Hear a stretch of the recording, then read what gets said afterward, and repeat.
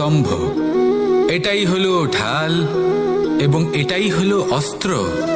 এটাই আমাদের রক্ষা করে এবং এটাই আমাদের জীবনের পথ প্রশস্ত করে। কিন্তু ছোট একটা সমস্যা আছে। এবার যদি আপনি বটবৃক্ষের থেকে এই আশা রাখেন যে এ আমাকে ফল দেবে, তাহলে সেই আশা ভঙ্গ হওয়াই স্বাভাবিক। আর যদি আপনি বিশ্বাস করেন যে খেজুর গাছ আপনাকে ছায়া প্রদান করবে, তাহলে সেই বিশ্বাসও অবশ্যই ভঙ্গ হবে। তাহলে কি করা উচিত?